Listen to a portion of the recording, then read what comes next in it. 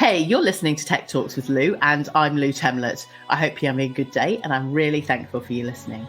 So, this is Tech Talks with Lou, the show in which I discuss the top tech secrets for success from the best in today's digital world. Last time, I spoke with Shane Koja, global change maker, serial entrepreneur, and founder of Thriving.ai. We spoke about her work in Afghanistan as a global tech entrepreneur with financial inclusion products, and also her work in creating Thriving.ai, very much around person-centered technology, the benefits of prototyping, and the importance of usability. If you haven't already listened, head back after this episode and let me know what you think. My guest today launched their science animation and training company just over 10 years ago, helping scientists communicate their research to expert and non-expert audiences in a creative and inspiring way. I'd like to welcome Dr. Mhairi Towler to my podcast. Morning, Mhairi. How are you? Fine, thanks, Lou. Thanks for having me. You're very welcome. Now, we're connected through the NatWest Business Accelerator, and it was an absolute pleasure to be kind of grouped with you and various others on our program. And throughout this episode, we'll find out more about your work and your inspiration, bringing science and animation and creativity and tech together. So let's start at the beginning with your background in science. Okay, yeah, so I trained as a scientist originally at the University of Dundee. So I have a degree in biochemistry. And after I finished that degree, I moved on to do a PhD in molecular and cell biology. After that, I decided that I was going to do a postdoctoral research position. And I had the opportunity to go and live in San Francisco for 4 years. And I did what was called a Wellcome Trust traveling fellowship. So I was fortunate to receive funding for that position. I did that research position, but one of the stipulations of it was to come back to the UK after it had finished. So I decided that I was going to come back to Dundee because it was really a great department for life sciences. I came back to finish off that fellowship there, and I did further postdoctoral work at Dundee University looking at cell metabolism. I was working on a particular protein called AMP kinase. For anybody out there who knows metabolism, they'll know that protein. And I stayed in that lab for another 6 years or so, worked on sort of muscle physiology, etc. And then it was at that point that I thought, what shall I do next? So tell me how you got into sciences, because, you know, throughout kind of education, there are lots of different specialisms that any of us could kind of choose. So why specifically the sciences? So I grew up on a farm, actually, and my dad was the farm manager, and he used to get us to do this sort of exercise every few months. It was through a local paper called the Farmers Weekly, and it was for kids of, you know, farmers basically, and it was called the Country Spotters Club. So we had to draw and write about what we were seeing around about us on the farm, in the countryside, etc. And I think that's what sparked my interest, I guess, in the natural world. So I spent a lot of time sort of writing these journals. It was like a diary, basically, of what was happening throughout the year. And I drew some pictures, not the best, but, you know, I started to draw. And I really enjoyed that kind of illustrating what was going on around me. So I got interested in sort of biology, I suppose. And then at school, I did a number of subjects and enjoyed biological sciences. So then when I was applying for universities and looking around, I do remember that the university prospectus for Dundee had this fabulous picture on the front of it of a cell that was lit up with a fluorescent dye. And that attracted me, and I thought, oh, what's that? And it was, you know, it was under the biochemistry department, and I just thought, I don't really know what biochemistry is, but it looks amazing, so let's do that. So that's how I love it. My recollection of kind of science and education, you know, equally around kind of drawings describing, you know, science processes. For me, being kind of creative, technical. And I did fairly well at sciences, kind of bringing all that together. And I most remember kind of loving coming up with a conclusion and being able to articulate the conclusion of an experiment, and just the process. I kind of love stepping through, but I love hearing about your inspiration. The cover of a prospectus, because it had a very cool looking cell on it, that was all lit up. I love that there's kind of creative inspiration in your kind of career direction, and maybe somewhat unknown from that perspective. And then when I was doing my PhD, I did have a great mentor, in fact, quite a few mentors in the department who were cell biologists. And I think when I started to look down the microscope at what was going on inside cells and realized that there were dynamic processes, it wasn't just like a still picture, things are moving around and zooming around inside the cell. I couldn't believe that this was actually all happening inside a cell. It kind of blew my mind. And I was like, well, I want to know more. How are these proteins moving around inside the cell? And the tools that you had as a scientist to label different proteins with different colored dyes. So you could have red, green, you could have blue for the nucleus, etc. You could have all sorts of different colors. And these powerful microscopes that we had access to at Dundee were just phenomenal in terms of being able to, figure out what was going on inside the cells. So this was what really interested me. So it was always a visual kind of, part that I was interested in. Yes, and it sounds incredible. It's been years since I've looked down a microscope, certainly anything of any kind of power or magnitude, to be able to see the sorts of things that you may well have seen. But maybe some of the listeners have kind of experience of that. I've got in my mind, that the kind of kaleidoscopes as a child with all the kind of crystals. I'm sure they don't have. I'm sure they're not allowed them anymore. Maybe, but kind of the moving pieces and the colours and the kind of that for me is the kind of interesting thing. Just the kind of base level of what you might be seeing in terms of movement and colour. Absolutely. I can't kind of relate what you might have seen in the cells to anything in the natural world that is visible by the eye. Is there anything that you could use to analogize? I think your analogy of the kaleidoscope is a good one, although that's quite sort of geometric in nature sometimes, whereas the cell is more organic, the structures that you see. But that's kind of then what led me on to move into the art sphere, because at that time there was an email came round to take part in a science and art project. They called them sci-art projects. And that was a project called Designs for Life with an artist called Paul Harrison, who worked at the art college, which was part of the university. And as part of his PhD, he wanted to work with scientists to use the data that we were producing in the lab, but to create artworks, screen prints from those pieces of data. Oh, fab. And translate them for a different audience, so for the general public. And that's how I kind of moved into the art world because of that project. So I started working on that project, and it involved going out to local schools, doing some outreach work. We took a microscope out to a local primary school. The kids could have a look down, and then they could create their own sort of slides using acetate and, coloured pens and whatnot. And they had a brilliant time, looking at cells, making their own interpretations of that. And then the whole project, so he worked with 12 different scientists across a year, and we each got a month to work as an apprentice printer, and we created 4 or 5 screen prints each. There was also a dancer who was commissioned to do a piece of choreography around the artwork, or around the images that I'd created using the microscope. And because they were muscle cells, that kind of naturally led itself to movement. So she kind of integrated movement over the cells, and the film that she made in the end was amazing. So that whole project was fantastic to take part in. There was also a book written about it at the end. So each scientist contributed a chapter. There was lots of other people involved as well. So it was a really exciting project to be part of. And we got to go to exhibit it actually in Vilnius in 2009, when it was the European Capital of Culture, at the Graphic Art Studio in Vilnius.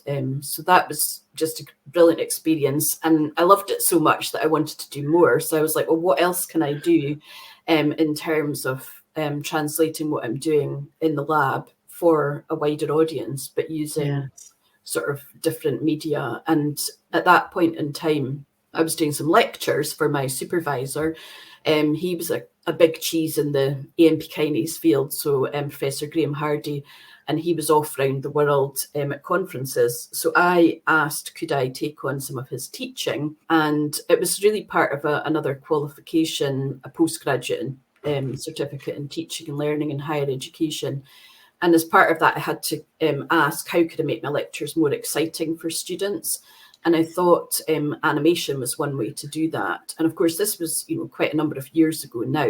Science animations are all over YouTube now, but yes, when it was still quite new. And so I teamed up with some animators from the local art college, Janice Aitken, and some students, and we made an animation of a cell, which I used in my teaching. And we won a prize for innovative teaching through the university, etc. The students really enjoyed using it as a revision tool as well. So that's kind of what got me into animation. And then I started to research the area, and I thought, actually, I think there's a bit of a niche market here for creating visuals and animations to help scientists bring their science to life for whatever purpose it was, whether it was teaching, whether it was for outreach, whether it was for when they go to scientific conferences and stand up on a stage and they want to be like the rock star scientists with their cool graphics behind them. Yeah. So that's when I started exploring, could I set up a business in this area? You're listening to Tech Talks with Lou, and I'm Lou Temlett. And today I'm talking with Dr. Mhairi Towler, CEO of Vivomotion, bringing science to life.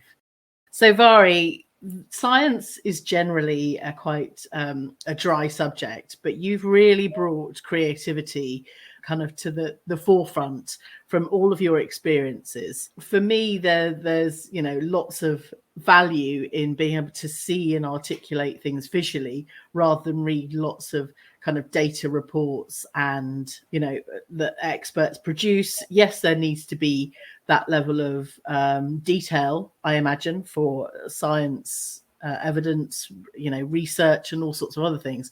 But your role as CEO of Vivomotion is now to bring all of that together for experts as well as non-experts. So tell me, you started kind of talking about founding your business through all the kind of creativity and science and the cell animation.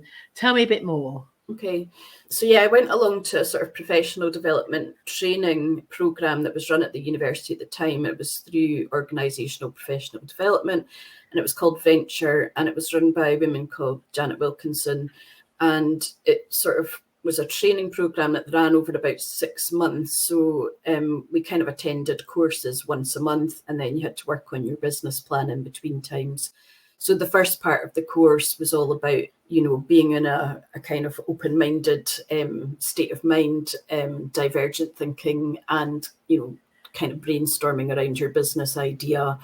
Then applying convergent thinking, realism, is it actually going to work? What skills are you lacking? All of this. And then there was a bit about, how are you going to fund it? And who do you know who can sort of help you? So that's in a nutshell what we did on Venture. And my business idea was sort of developed over the 6 months, and Janet was very supportive, and she kind of said, I really think this could be a business idea that could take off. And at that point, I was coming to the end of my postdoc contract, and I was thinking, I don't really want to do another postdoctoral research position. I don't have an idea that I want to set up my own research group with. And I just thought, well, this could be what's meant to be. But I realized, obviously, that I had no training in animation. So I didn't know how to make an animation. I didn't know what software to use. I didn't know enough about the process. So I thought, right, okay, I'm going to bite the bullet and go back to university and retrain and do a master's in animation and visualization. So I did that for a year, and it was all with a view of, setting up the business at the end of that. So throughout that year, I also did a number of business training programs that were on offer locally through Business Gateway. There was also an a night class that I did on entrepreneurship at the university. Wow. And, It sounds like you've really kind of brought on board every learning aspect, and you're absolutely going for this. Yeah, I was just a year course, everything. I was just so committed. I was like, I'm going to do this. I'm jumping in, and I'm just going to throw everything at it. And at the end of the year, I started the business, and I was fortunate that I managed to get an office on the university campus for the first year of my trading, which was, provided by the university. And I just thought, okay, I need to get my first customer. First customer came through previous, networks that I had, and that was it. Off I went and started the business. So that's how it all started. And then, since then, obviously, it's been a roller coaster. It's been up and down. It's difficult, and the business has kind of evolved. So we now no longer just do animations or graphics, but we also do training for researchers in lots of different disciplines. It started off just for scientists, but then I quickly realised that it really didn't matter what discipline people were working in. If they needed help with preparing visuals for research dissemination, then the topics that I was teaching were kind of generic. So I now teach those at universities all over the UK and also Europe. So that's a sort of second part of the business that's developed that I wouldn't have thought would, that wasn't why I started the business, but that bit has developed. So we always say that you will, not necessarily pivot, but the business will evolve in different directions from why you initially started it. So that's where I'm at now. And I'm still, thinking of new potential income streams for the business as well. Yes, no, that's fantastic to be able to kind of pull together all of your learning and to teach others. So tell me a bit about the training and expand on that a bit. So is that how to, use data and visualize it? Is it a creative kind of things, or is it more scientific? Yeah, it's a bit of both. I mean, I think it kind of came out of the fact that I had moved from science into the art world. And I realised quickly there was a lot of things that I learned at art college that I really wished I'd known when I was a scientist in terms of, basic graphic design principles. So all of the courses really that I run are all around the theme of visual presentation of research. So one of them is poster design. That's for people who are going to academic conferences, so they might need to prepare a poster, or if they're doing public engagement events, they would have to make a poster for that, but it would be a completely different poster to the one that they would use at a scientific or academic conference. There's data visualization, so I talk through basic graphic design principles for that as well, and how to design data viz and infographics. There's one that I do, which is how to create a short animation about your research. And again, this is just something, it's not like a complex 3D animation that people will make. It will be a short sort of 2D animation, but it's to do with storytelling and again, relaying their research to a more general audience. So it is a skill that a lot of academics will have to develop throughout their life as an academic. And, funding bodies expect people to engage with lots of different stakeholders, including the general public. So being able to translate that and using animation is a really engaging way to get the public on board with what you're researching and why you're researching it. And then there's things like, just thinking about visuals for public engagement events, etc. So, and then the final kind of workshop that I do is all about career choices and how to choose your next career step, whether that's within academia or beyond academia. So quite often there's basically a bottleneck of researchers coming up, and not everybody realistically is going to get a position as a researcher at a university. So what other careers can you consider using the skills that you've developed as a researcher? So they're called transferable skills, and that's one of the new workshops that I've done. And I've also launched a podcast myself, which is all about careers after a science degree. So again, that's just to highlight the number of different careers on offer, because I think if anyone had said to me, oh, you could be a scientific animator, when I was doing my PhD. I would have jumped at the chance then, but I didn't know about it. So it's creating that awareness for people in terms of what options they have. Absolutely. Do you have a website but still don't feel you're getting enough engagement? Do you wonder why your competitors' websites seem to be performing better? Well, Lutech are currently offering a free website and social media health scan to give you a benchmark idea into how your site and accounts are currently performing. Lutech's mission is to get as many of the 9 million inactive websites in the UK active with regular content that will bring your SEO Google ranking to the top 10 in your sector with its monthly subscription, including hosting, security, SEO development, and social media content, so you can be found by your ideal clients. Register now at lutech.co.uk/health scan for your free website and social media review. You're listening to Tech Talks with Lou, and I'm Lou Temlett. And today I'm talking with Mhairi Towler, CEO of Vivomotion, bringing science to life. So Mhairi, you also mentioned the word storytelling, which I think is an incredibly key concept in, anything to do with kind of tech and creative and kind of science that may be overlooked.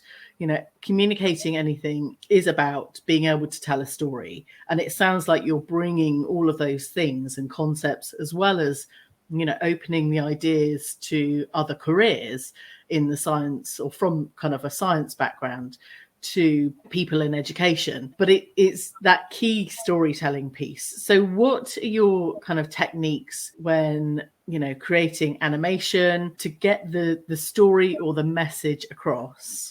Yeah, so it's a good point. I think what I often say to researchers is, we do start that particular workshop looking at writing a script about what their research is about. And so for a very short, concise script, that's one of the things that I kind of say as well. You need to be short and concise for animation, because we don't want like a 10-minute animation. Nobody's going to be able to create that much animation. Well, they could, but it would take a long time. It would take a very long time. And I think that's one of the things that is overlooked. You might imagine, storytelling and kind of creative animation to be quite lengthy, but we all know that the lifespan of, Instagram Reels or TikTok, we're talking 2 to 3 seconds, if that. So it's getting that message across in that short space of time. So being concise, that's the first thing, which is really quite difficult for academics, because we're kind of used to waffling on in long, lengthy words and using language that people don't understand. So it's getting rid of the jargon. One of the things that I keep saying to people is, why are you doing your research? Because sometimes it's very difficult if you're doing something very abstract in physics, for example, you're working on photonics or something. How do you make that relatable to your audience? So how do you make people relate with it? And then, just, what's your kind of main points? So maybe try and get 3 points in, or maybe just one main point.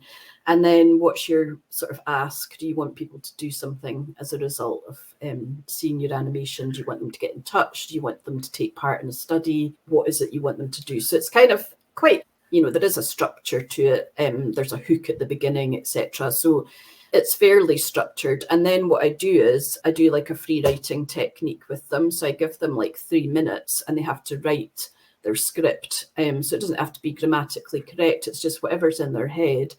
And then after we've done that, they get another half an hour or so to kind of polish the script. And it is absolutely incredible, the standard of stories that come out of that short time. So when I put them under pressure and they get 30 minutes or 33 minutes to come up with the script, it's amazing what people come up with in that short time. And they just blow me away every time. It's like so good. I can imagine, you spend years, months, maybe years studying and kind of getting to the detail, but actually to focus people on a different trajectory that is literally minutes or seconds long, really allows people to concentrate their kind of mindset in a completely different way. And it sounds like everyone that you're connecting with is able to do that really quite easily. Well, it's something that it surprises me, because if I'm working with clients for Vivomotion, let's say, and we're making an animation for somebody as a commission, I'll ask them to come up with a script, and sometimes it can take weeks, months, for a script to come through.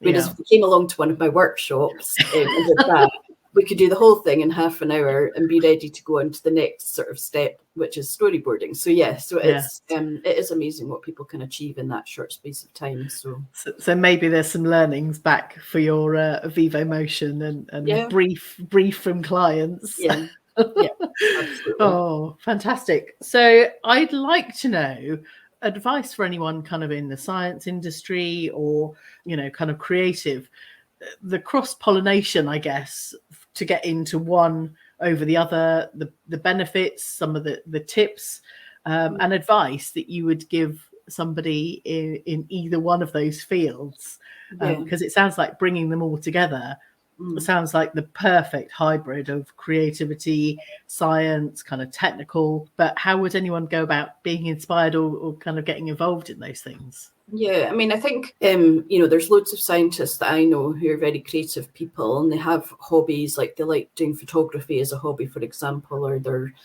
they do ceramics, as a hobby.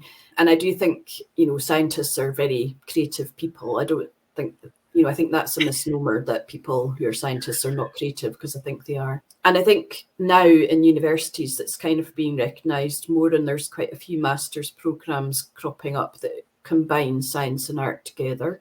So if somebody's interested in that, maybe have a look into different master's programmes that combine the two. I know, again, it's just at Dundee, but there's like a medical art one. There's also one called Art, Science and Visual Thinking. And that's just at Dundee. I'm sure that there are those at different places, but also science communication is a huge field now that probably wasn't as developed when I was a student. And I think, people were just expected to do science communication, but they didn't really have the training for it. Whereas now you can actually do science communication as a career. So again, have a look for those sorts of courses if it's something that's interesting for you. And you can also try like just doing a night class as well, or something. I did life drawing as a night class just to practice my drawing skills before I went over to art college. So if it's something that you want to pursue, maybe dip your toe in the water a little bit first and see if it is something that you really enjoy before diving right in. So it equally sounds inspirational to come from an arts background. What would be the kind of the easy way into sciences if you were more creative, maybe?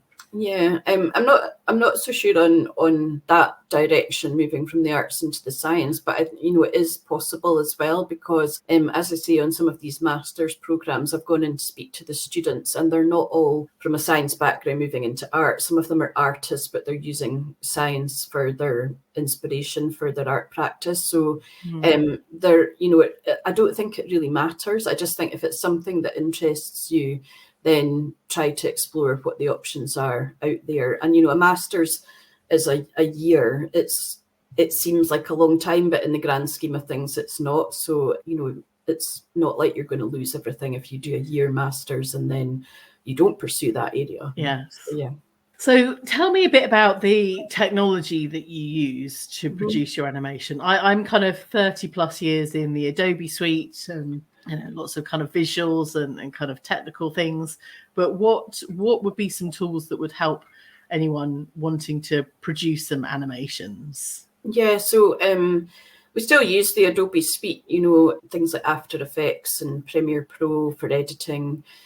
Initially, again, it depends on the type of animation that you want to create. So if you're doing 2D, something like Powtoon, or the one that I quite like, it's a sort of whiteboard scribe style animation. It's called Video Scribe, and it's a really nice piece of software. It's quite easy to pick up. And then if you're moving into the sort of 3D space, it's more things like Autodesk, Maya, Blender, which there's a free version of Blender online, Cinema 4D, but there's loads and loads of different software programs out there. That's the problem. It's like trying to select which one you like. So again, it's a case of exploring the different options and see which one you can pick up. The Maya program, it's very complex. It's something that you're not going to pick up overnight, but you can. There's loads and loads of tutorials online, so you can do it as a kind of in your spare time, if you're committed enough, you can pick it up. But yeah, it's not an easy piece of software. However, it's very powerful. And then, of course, now people are using gaming software such as Unity to make kind of that crossover into an actual gaming platform, although we haven't done that so far. But, serious games is another kind of avenue that I could evolve into, but I didn't grow up as a gamer, so yeah, it's not something that's always interested me, but that's just me personally. I mean, I know that gaming is a huge area, and in terms of education as well, there's a big market there. So yes. So what is next for Vivomotion? You're talking about you do the animations and you're doing a lot of the training and educating. What else is on the horizon? So I'm trying through these accelerators. I've been on quite a few accelerators now, I have to say. And what they do is it's almost like me going to one of my workshops. It does kind of focus your mind a bit in terms of the direction that you want to go in. So there was one that I went on when I first set up the business, and it was a great opportunity. We got to go to San Francisco, Silicon Valley. We visited like Facebook headquarters, Skype, and all these amazing companies in San Francisco. We went to GitHub as well. That was an interesting experience. But to bring that, that information back to the UK and how you can apply it to your business. And then the one that obviously we're both on just now is the NatWest one. And I think with those, it kind of gives you that perspective, right? Where am I now in the business journey and where do I want to go next? So yes, I'm looking a bit at sort of AR, VR in terms of developing some resources for education. And that again is kind of in process at the moment. Also just converting my website into an e-commerce website so that I can sell my workshops through that, so either to universities but also to individuals. So that's kind of what I'm working at the moment, and it takes time to develop these things because what you think is technically easy and it's just a button you press, it's not always quite as easy as that. So we like to make it feel like it's easy, but actually there's lots of work behind the scenes, which I'm sure we can both kind of appreciate. Yeah, so that's kind of what I'm working away at the moment through the accelerator program. And, the business is always evolving, it's always changing. And I think that's really exciting as well, because there's just always new directions. And especially with technology, there's new advances all the time. So yeah, we did speak before this about AI, and people have started to ask me about that in my workshops as well. So I'm sure before long, there will be AI resources that I'm talking about in my training workshops as well. Absolutely.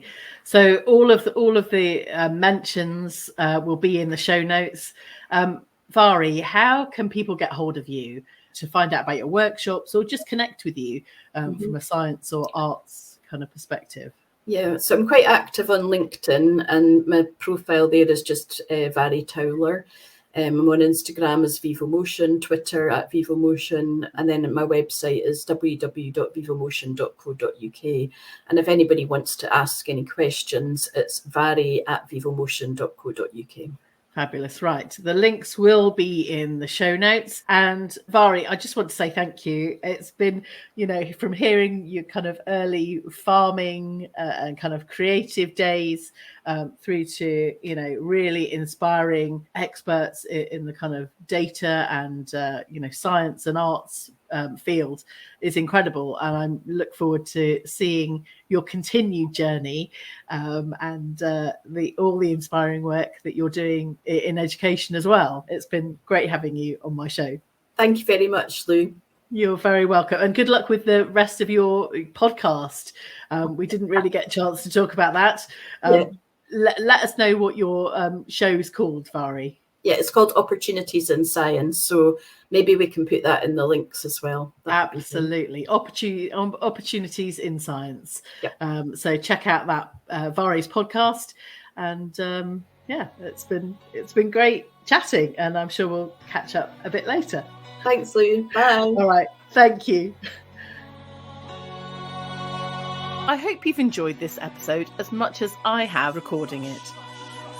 I look forward to have you listening in again for the next episode. And in the meantime, I'd love you to rate, review, and download this episode. Thanks again for listening.